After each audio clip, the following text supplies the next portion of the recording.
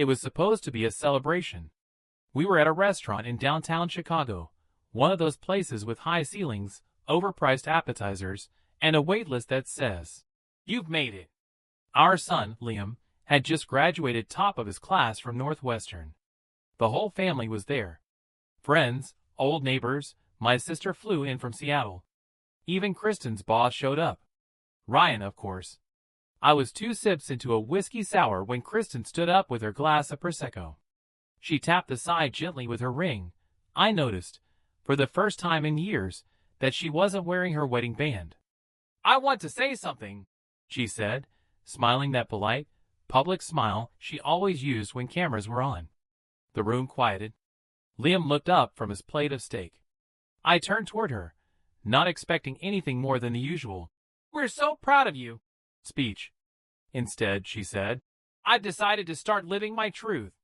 And just like that, the air changed. Forks paused midair. Conversation stopped. Someone coughed. "I've spent a long time trying to be the perfect wife, the perfect mom," she continued. "But I've realized I need to honor who I really am. And that means stepping away from things that no longer align with who I'm becoming." There it was. Public. Polished. Practiced. She wasn't just making an announcement. She was executing a script. People turned to me like I was about to erupt. Like I'd throw a glass, or storm out, or cry. You know, the usual husband makes a scene storyline. But I didn't. I just leaned back, looked her in the eye, and said, "Interesting timing." Nothing more. She blinked. That smile faltered, just a twitch. Barely there. But I saw it. Liam looked confused.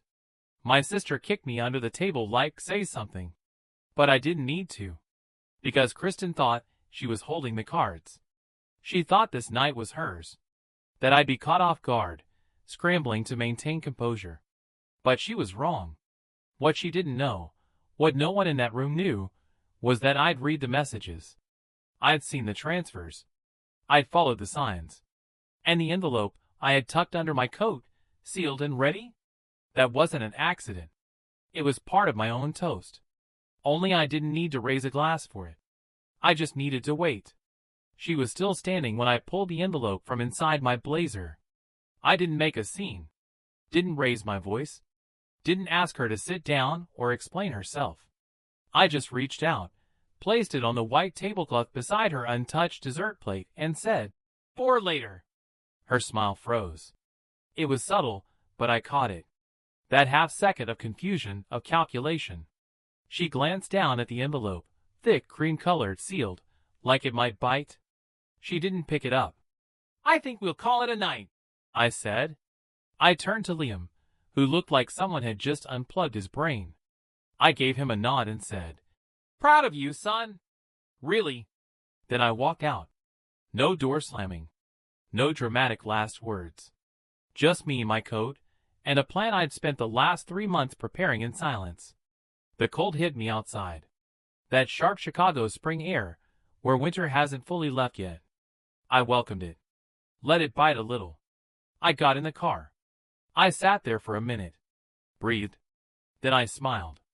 Not out of happiness. It wasn't that kind of moment. It was the smile you make when the fog finally clears. When the guessing ends. When you know, for sure, what you're dealing with. She thought she had the advantage. What Kristen never understood, or maybe forgot, is that I'm quiet, not blind. I watch. I listen. And I don't move until I know exactly where I'm going. The envelope contained copies of her bank transfers to a private account she never told me about. Screenshots of messages between her and Ryan, sweet nothings, plans, hotel receipts. And, most importantly, a notarized letter from my attorney, notifying her of the divorce petition filed earlier that morning. She thought tonight was the beginning of her story. What she didn't realize was, she was already in mine. I didn't go home.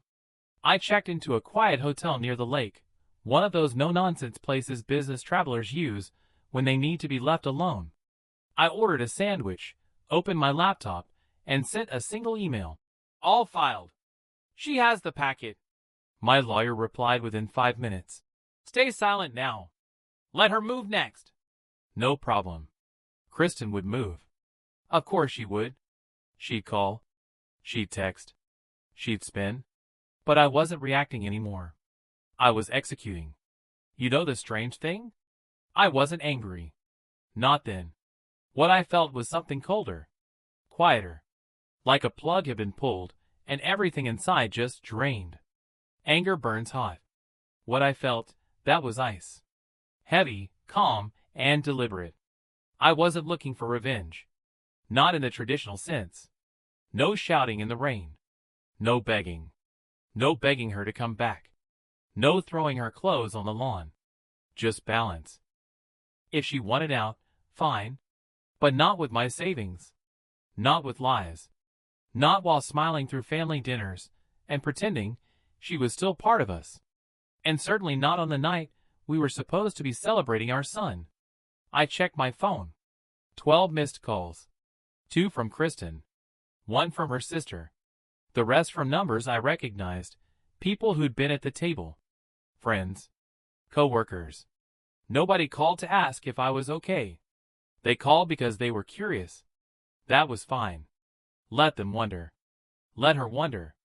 She'd open the envelope tonight. She'd read every page. And that's when she'd realize. The man she thought she knew? He'd stopped playing dumb a long time ago. People always ask how something like this happens. Like betrayal shows up overnight, kicks the door in, and announces itself. But it doesn't. It drips. Slow. Quiet. So slow, in fact, that you convince yourself you're imagining it. I've been married to Kristen for 27 years. We met in college, sophomore year. I was majoring in mechanical engineering. She was doing a double major in psychology and business. Smart, focused, magnetic. Everyone liked her, including me. We got married the year after graduation. Moved to Evanston. I took a job at a design firm. She got into a graduate program. I told myself it was temporary. Just until she finished. It wasn't. When Liam was born, I stepped up. I worked full-time. She launched her own practice, coaching executives, consulting for big companies. It took off fast. And me? I stayed where I was. Put my own projects on hold. Turned down offers that would have meant more hours, more travel. She said we needed stability. And I agreed. Because I believed in the idea of us. I didn't mind carrying the weight. At least not at first. You do what you have to for family. But there's a difference between supporting someone and being used as their platform. The shift started quiet. I don't even remember when, exactly. She'd get home late. Said it was a client dinner. Fine. No problem. But then she'd guard her phone a little more. Take calls in the other room. Close her laptop if I walked in. I noticed, but I didn't press. You don't want to be that guy, right? The paranoid one. The insecure husband. So I gave her space.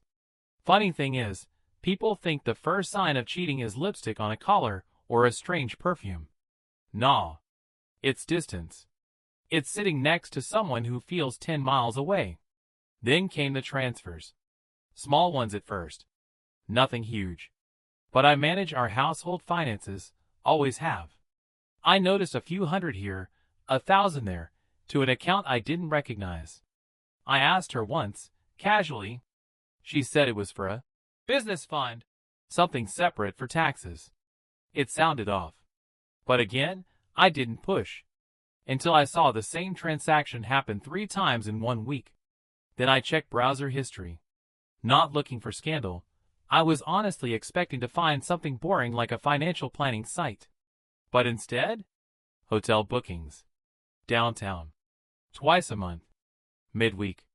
Always under the name R. Wells. I don't know why that name hit me harder than anything. Just seeing it, like a code I hadn't cracked. I didn't explode. Didn't accuse her. I just got quiet. Started pulling threads. Checking statements.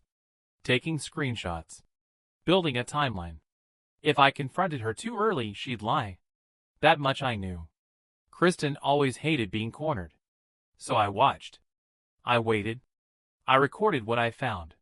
And all the while, I played my role, The husband, the dad, the guy who handled dinner when she worked late. Until one night, around 1 a.m., I heard her phone buzz on the nightstand. She was in the shower. I didn't mean to look. But I did. The message said, "Don't fall asleep thinking about him. I want all your dreams tonight." Signed, R. That was the night something broke in me. Not from shock. From certainty. The kind that doesn't make you shout. It makes you start planning. A week later, I met with a lawyer. Told him I wasn't ready to file. Not yet. But I wanted options. I wanted to understand what the terrain looked like if I went to war. He asked me, "Do you want to save the marriage or end it?" I didn't answer right away. Because the truth was, I didn't know yet. But deep down, I think I already did. I went home that night, sat in the driveway for a long time, and thought about how I got here. And the answer was simple. By trusting the wrong person for too long, and forgetting to trust myself. I didn't confront her. I didn't flip tables or scream or send angry texts in the middle of the night. That's what people expect a betrayed husband to do, go nuclear. But me? I did what I do best. I traced the lines. Quietly. Carefully. I started with the money. See, when you're the one paying the bills, you notice the rhythm of spending. The patterns. The pauses. And when something changes, it sticks out like a bad weld. I called a friend I hadn't spoken to in a few years, Alex, works in fraud at a regional bank. I didn't tell him everything. Just enough. "I think there's a secondary account. I just want to know where the wires are going." Alex hesitated, then said, "Let me call you back." 2 days later he did. "There's a linked savings account under a trust name. Quiet, but active. Opened last year." The deposits matched the business fund Kristen mentioned. Only now, I knew, that wasn't business. That was insurance. For her escape. Then I looked at travel. One of the perks of her job was freedom. She traveled often for consulting retreats or executive forums. All real. All backed up with some kind of email thread or vague itinerary. But when I pulled her frequent flyer logs from our shared airline account, I saw something strange. Denver. New Orleans. Scottsdale. Twice each in the last 6 months. All midweek. All 2-night stays. All just long enough for something personal. I checked our credit card.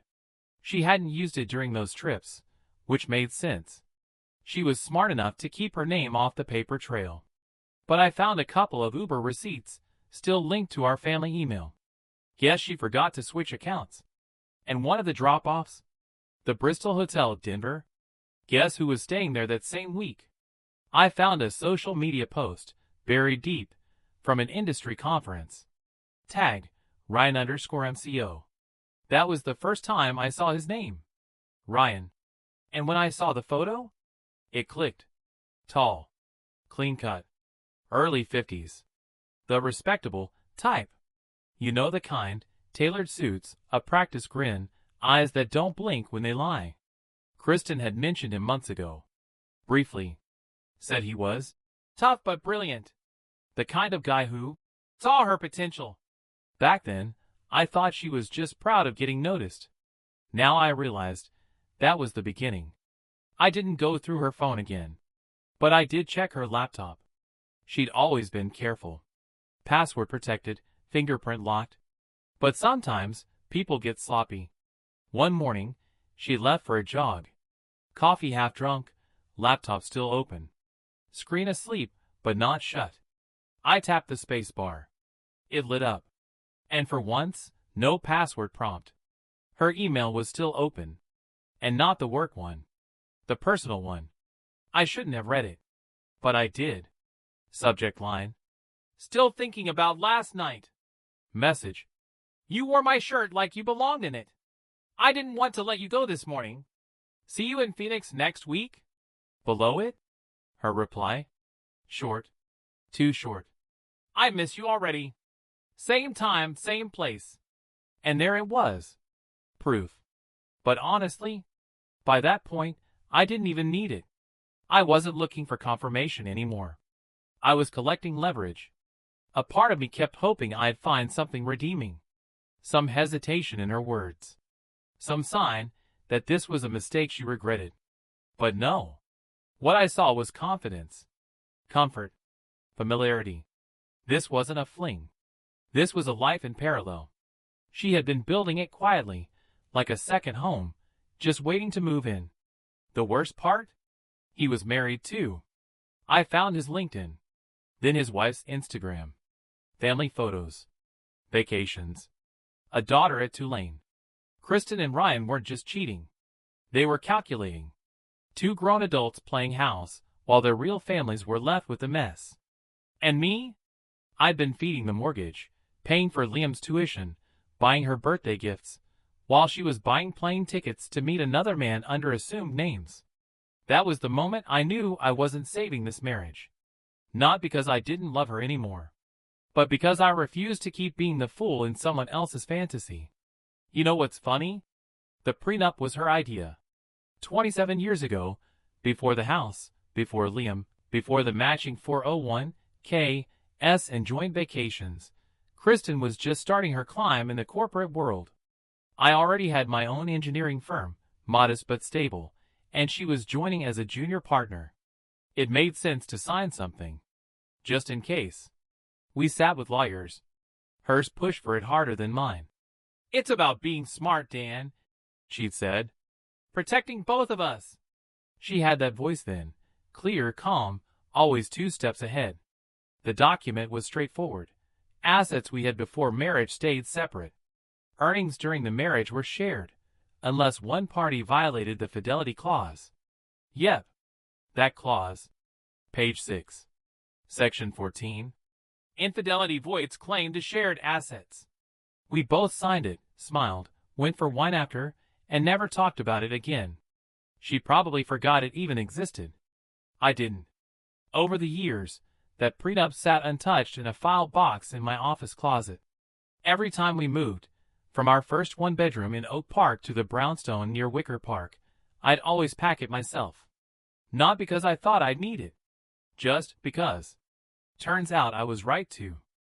See, Kristen thought she was being smart, opening separate accounts, planning trips under the radar. She thought she'd have time to ease into the truth. You could see it in how she acted lately. Detached, but polite. Emotionally gone, but still making dinner. That's the behavior of someone who wants a clean break, without consequences. Only there was a problem. That clause. I didn't bring it up right away. No. I spent another 2 weeks gathering. Quietly. Printouts. Transfer logs. A timeline. I had emails. Confirmed hotel bookings. One of them even included her dietary preferences, request, and Ryan's last name in the confirmation. Sloppy. I wasn't just angry at her. I was insulted. She thought I wouldn't figure it out. That I'd just fall apart and hand her half of everything. She had no idea who she married. I called my attorney, Melanie Strickland, old friend of the family, sharp as broken glass. "You're sure about the clause?" she asked. I emailed her a scan of the document. A pause. Then, "Well, Dan, looks like she wrote her own exit strategy. And signed it." She walked me through the steps. Documentation, witness statements, financial tracing. Said we had enough to present a case without making a circus of it. But I wanted more than legal leverage. I wanted timing. So I told Melanie, "I'm not filing yet. I want to wait. Let her make the first move." "You planning something?" "Not a scene," I said. "Just a moment she won't forget." That moment came during Liam's graduation dinner. I already knew she was going to say something that night. Call it instinct, or maybe I read her too well after all these years. She was too calm. Too prepped. Like a TED Talk in heels. So when she stood up, glass in hand, and said, "I've decided to live my truth," I almost laughed. Not because it was funny, but because I already had the envelope ready in my inside jacket pocket. It had the clause, the copies, the timeline. Everything. I didn't interrupt her. I didn't throw a fit. I let her finish her little speech, all vague phrasing and soft empowerment buzzwords. Then, as the room sat frozen, I handed her the envelope. "Thought you'd want to look that over," I said. She blinked. Actually blinked like she had no idea what was coming. Of course she didn't. She forgot about the clause. But me? I never forget things that matter. Especially when they're written in ink. Some people think revenge is loud. Mine was quiet. No shouting. No threats. No broken plates or late-night accusations. Just long days, early mornings, and a growing folder labeled, "Kristen, private." The only person who knew anything was Melanie, my lawyer. And even she only got what she needed, nothing more. Not even Liam knew. Especially not Liam. He was finishing his final semester at Northwestern, working part-time at a lab, juggling capstone deadlines and job interviews. The kid was pulling 16-hour days, running on coffee and stress. He didn't need this.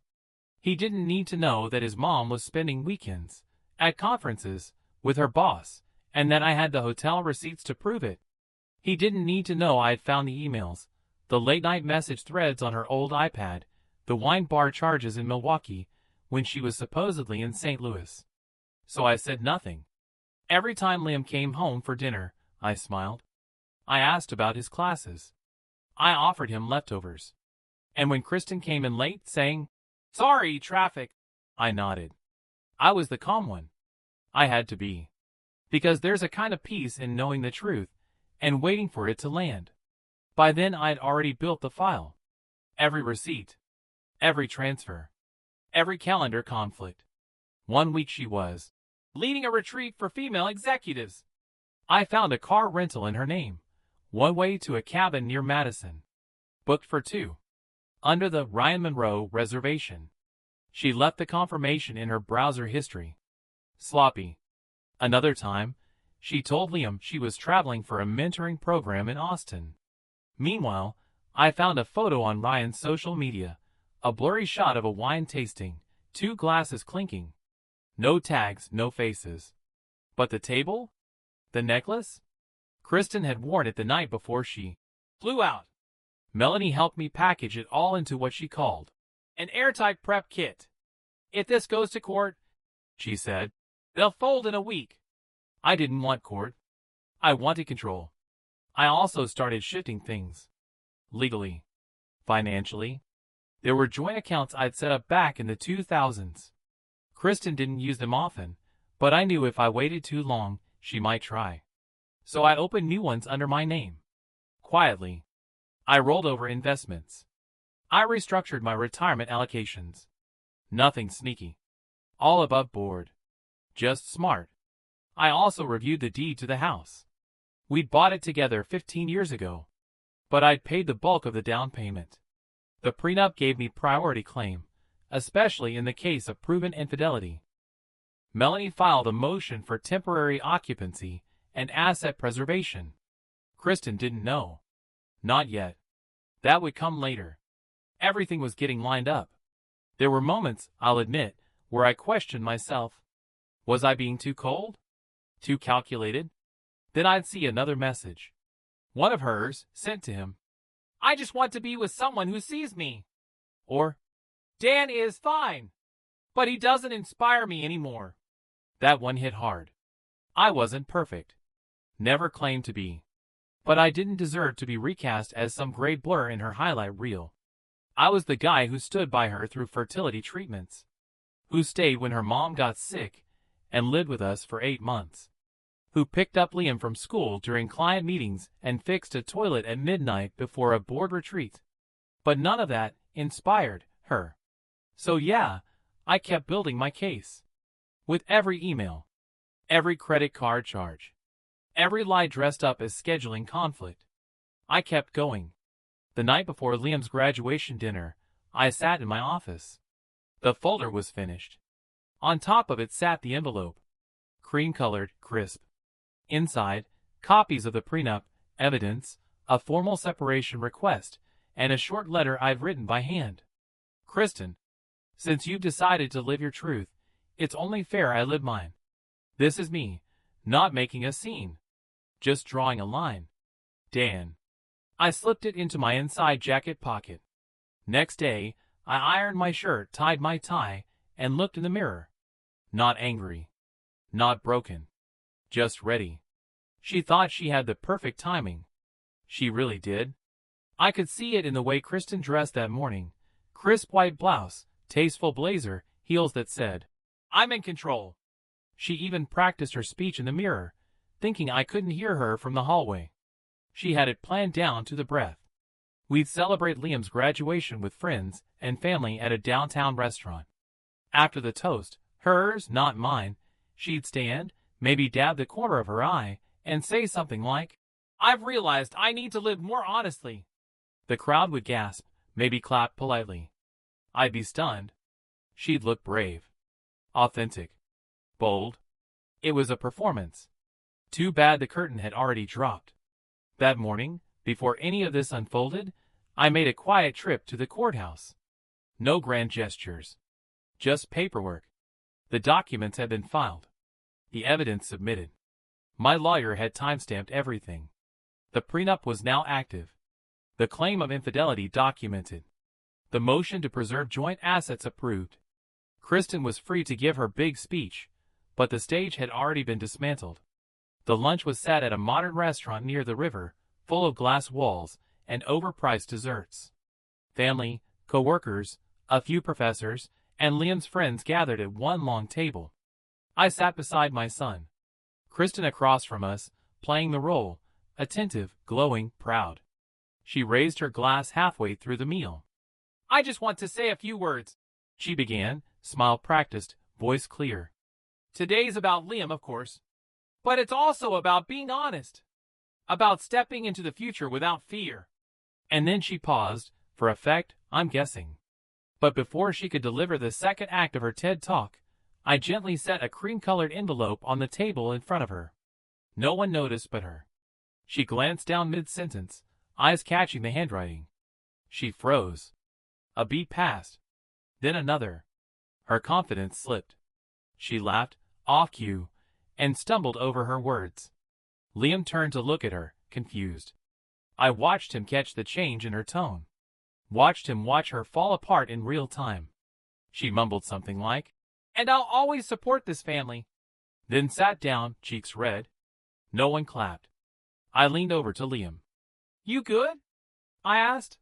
He nodded, still trying to understand what just happened. "I'm proud of you," I said, placing a hand on his shoulder.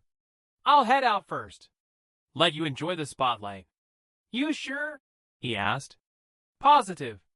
I stood, nodded toward a few family friends, and slipped out. Outside, the wind off the river was cold for late May, but I barely noticed it. I walked a few blocks, found my car, and sat quietly for a second. No rage. No heartbreak. No panic. Just clarity. She thought she was delivering a clean break, a brave confession. A graceful pivot into her new life. But I had already unlatched the hinges of that life before she even started speaking. By the time she realized the envelope wasn't symbolic, that it contained court documents, evidence, and a formal separation, I was halfway home. She would follow. Probably text. Maybe call. Maybe even try to twist the narrative. But the script had changed. And this time, I was the one writing it. I moved out the next day. No drama. No yelling. Just boxes, a rental truck, and a lease agreement I'd signed 2 weeks earlier. A quiet 2-bedroom apartment in Evanston, walking distance from the lake. Nothing fancy. Just enough space for me, and peace. Kristen came home that afternoon to an empty closet and a silent house. I didn't leave a note. Didn't need to. The envelope at Liam's graduation had said everything. By evening, her phone was blowing up. I know because she tried calling me 5 times in a row.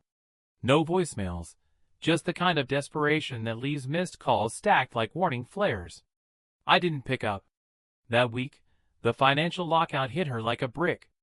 Our joint accounts? Frozen. Credit cards? Canceled or split. Household bills? Redirected. Kristen had lived comfortably, even lavishly, for years, under the illusion that her lifestyle was earned, not supported. She never paid attention to how things were structured. Didn't realize how many auto payments were set up under my name. She hadn't even noticed the prenup clause that voided her claims if infidelity was proven. She signed it back when she joined my engineering firm, saying, "It's just a formality." Funny how formalities can become lifelines, or nooses. And then came Ryan. Or rather, then he didn't. 3 days after the graduation, he stopped showing up at her place. 4 days in, he wasn't returning her texts. By the end of the week, she found out he'd blocked her. On everything. Turns out, the future he painted was real, until it came with consequences. She was fun, until lawyers got involved.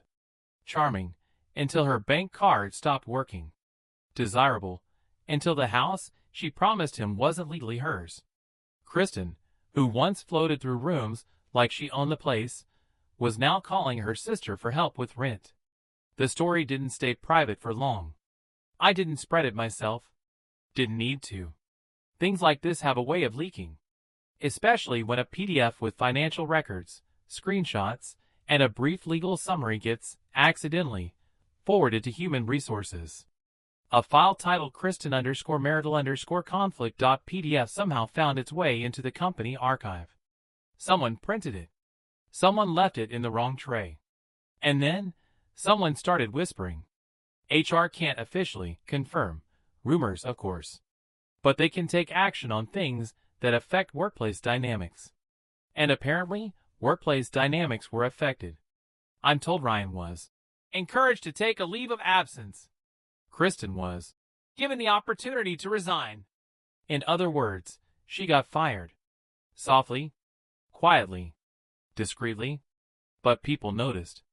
The side glances, the stopped conversations when she walked into a room, the invitations that stopped arriving, the board she was once a part of, her seat, reallocated due to restructuring.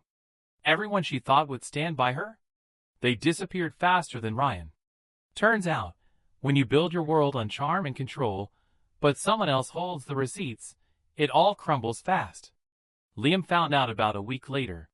He showed up at my apartment without calling. Just knocked. Stood there with a backpack and tired eyes. "I don't know what's going on," he said, "but I think I need to hear it from you." So I told him. Not everything, but enough. That his mother had made some choices. That I'd made mine. That none of it was his fault. He sat quiet for a while. Then said, "You knew. At the restaurant. That's why you looked calm." "Yeah," I said. "I knew." He shook his head. "She looked like she was trying to win an Oscar." I didn't respond. He didn't cry. He didn't scream. He just leaned back on the couch and stared at the ceiling. After a long pause, he asked, "Can I stay here tonight?" "Of course," I said. It wasn't about punishing Kristen. Not anymore. This wasn't revenge. It was gravity. Things fall. And this? This was just the fallout. It was a Saturday afternoon. Quiet. I'd just finished fixing a dripping faucet in the kitchen. The kind of mindless, grounding task that gives your brain a break. Then came the knock. 3 soft taps. Not urgent. Not loud. Just hesitant. I opened the door, and there she was, Kristen. Hair tied back. No makeup. Jacket too big for her. She looked like someone playing a role she didn't believe in. "Hi," she said, voice thin. I stepped aside without a word. She took it as permission and walked in. She stood in the middle of the room, like she didn't know what to do with her hands. I wanted to talk." I nodded once. "Go ahead." Kristen sat down slowly, as if waiting for the floor to fall through. "I didn't expect it to go this way," she began. I waited. "I know I hurt you." I waited. "I wasn't thinking clearly. I felt unseen, unappreciated, like I was just a placeholder in my own life." That one made me raise an eyebrow. "You mean," I said, "you felt like a placeholder next to the man who paid the mortgage, covered college, and built your career connections from scratch?" Her lips pressed into a line. She didn't respond. "I made a mistake," she said instead. A huge one. No argument there.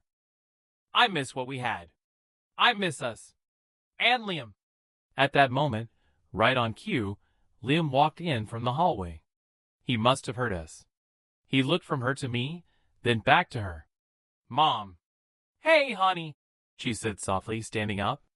He didn't move toward her. I know you're angry, she added. I don't blame you. But I never stopped loving you. Liam's face didn't flinch. You left us long before today, Mom, he said. Silence. She blinked. Once. Twice. I didn't mean to leave you, she whispered. No, he said. Then why'd you act like Dad was invisible for the last 2 years? Why'd you lie about work trips? Why'd you let some guy whisper things into your ear and act like we wouldn't notice? Her mouth opened, then closed. Nothing came out. I defended you, Mom, Liam continued. Even when things felt off. Even when Dad wouldn't say anything bad about you, I thought he was just being stubborn. Turns out, he was protecting me from seeing the truth. I never wanted to hurt you, she said, her voice cracking. You didn't just hurt me, he replied. You changed the way I look at people. And trust. That's not something you can patch up over coffee. Kristen sat back down, deflated. I stayed quiet. Honestly, there was nothing left to say that hadn't already been lived. She turned to me, eyes glassy. I'm sorry. I know, I said. Is there any chance we could rebuild something? I looked at her, the woman I had spent nearly 3 decades with. The woman who once held our son while he slept through thunderstorms. The woman who now sat across from me, suddenly realizing the cost of everything she thought was free. You made your choice, I said. I'm just living with it now. She looked down at her hands. Liam broke the silence again. I don't hate you, Mom. But I'm not ready to pretend everything's fine. She nodded. A slow, heavy nod. Can I see you sometime? She asked him. Maybe, he said. But not now. She stood up. I understand. She walked to the door. Hand on the handle, she paused. I really thought I'd get away with it, she said quietly, almost to herself. I thought you'd never see it coming. I did, I replied. That's why I'm still standing. The door closed behind her. Gently. No slam. No dramatics. Just the soft sound of a chapter ending. Liam sat back down beside me. I think I need a long walk, he said. I'll come with you, I replied. And we left. Together. No looking back. A year after the graduation dinner, I moved to Austin. Not because I had to, but because I wanted a clean slate. New air, new streets, new faces. That kind of fresh start you don't announce with fireworks, just quietly walk into. I rented a small place at first. Just enough space for me, and a black lab I named Rocket. I'd wanted a dog for years, but never got around to it. Funny how things fall into place once you stop waiting for the right moment. The consulting business took off faster than I expected. Turns out, there's a market for someone who knows how to fix systems that break down, especially when you've spent your whole life quietly holding things together. Clients came by referral, then word spread. Within 6 months, I had to hire 2 junior engineers. By the end of the first year, we landed a government contract. Now I run a firm with 12 employees, an office downtown, and my name on the door. The money's good, the respect better, but what I value most? Peace. No walking on eggshells. No waiting for the other shoe to drop. Just mornings with coffee and silence. Meetings where no one's hiding a secret life behind a polished smile. They sometimes call me the quiet fixer in the industry. I like that. I've had enough noise. People ask if I'm dating. I tell them I'm interviewing slowly. No rush. Truth is, I've become something I never planned to be, a well-known name in my field, a comfortable bachelor, and, apparently, the most eligible man at the conference, according to a VP who cornered me at a hotel bar in Dallas. Not bad for a guy who once walked out of a dinner with nothing but an envelope and a calm voice. And yeah, sometimes I think about that night. That dinner. That moment when everything cracked open. Kristen's toast, that wasn't. Liam's pale face. The way I handed her that envelope without shaking. That was the start. It could have been a breakdown. But I made it a blueprint. One broken system, redesigned. No, I'm not bitter. And I'm not trying to sound like some self-help poster. Life hurts. People disappoint. But you get to choose what you build from the pieces. I chose something better. Not because I had a plan for revenge, but because I had a plan for myself. And that's what saved me. Not the prenup. Not the freeze orders or the court hearings. Just the decision to stop surviving and start building. So now, every once in a while, I sit on the balcony with Rocket curled at my feet, sip my coffee, and look out over the skyline of a city that has nothing to do with the man I used to be. And I smile. Because I know one thing for sure. That night in Chicago didn't break me. It introduced me to the man I was always meant to become.